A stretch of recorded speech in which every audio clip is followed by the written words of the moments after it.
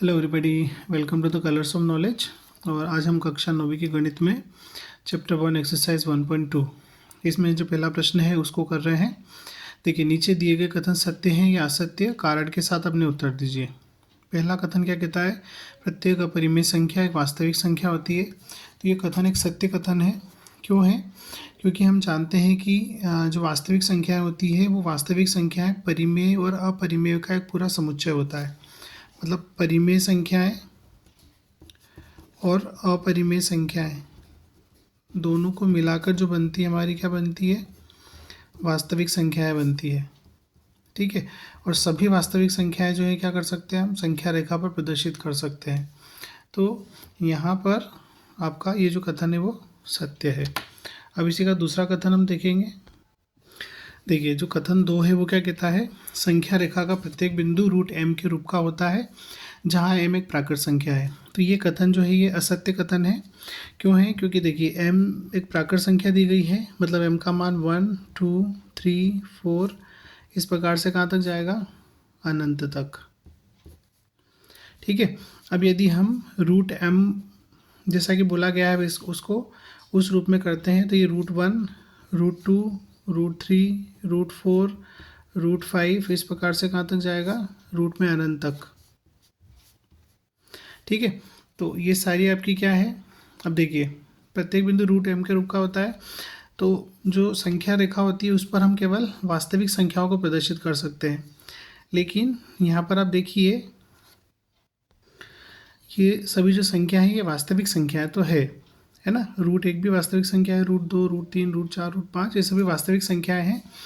परंतु इनके अलावा भी तो जो संख्याएं होती हैं उनको हम क्या कर सकते हैं? संख्या रेखा पर प्रदर्शित कर सकते हैं। मतलब केवल यही संख्याएं नहीं हैं जिन्हें हम संख्या रेखा पर दिखा सकते हैं, इसके अलावा भी और संख्याएं हैं। जैसे उदाहरण के लिए रूट 1 का मान 1 हो गया, रूट 2 का मान 1.414, रूट 3 का 1.732, रूट 4 का 2। ठीक है। ये संख्या तो हम संख्या रेखा पर बता सकते हैं। लेकिन इसके अलावा और भी तो संख्याएं हैं, जैसे 1 और 1.414 इसके बीच में और संख्याएं हैं। कौन सी है? जैसे आपका 1.3 है ना, 1.32 इसी प्रकार से इनके बीच में और संख्या है।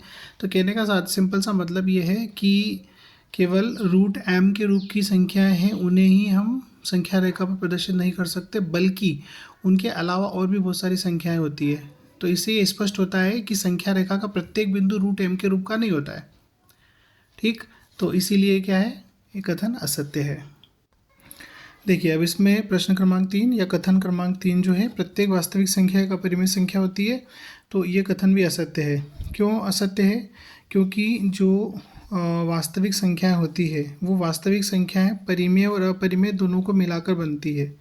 परिमेय और अपरिमेय दोनों संख्याओं को मिलाकर जो संख्याएं बनती है वो कौन सी होती है? वास्तविक संख्याएं होती है। ठीक है। जबकि यहाँ क्या कहा, जो कथन है वो क्या कहता है कि प्रत्येक वास्तविक संख्या एक अपरिमेय संख्या होती है। ठीक है। तो ये स्पष्ट हुआ कि जो अपरिमेय संख्या है वो तो वास्तविक संख्या है, लेकिन साथ में परिमेय संख्याएं भी तो वास्तविक संख्या है। ठीक है। तो ये स्पष्ट हुआ कि केवल जो वास्तविक संख्या है वो जो वास्तविक संख्याएं हैं वो अपरिमेय के साथ साथ परिमेय भी होती हैं। और इसीलिए कथन क्या है?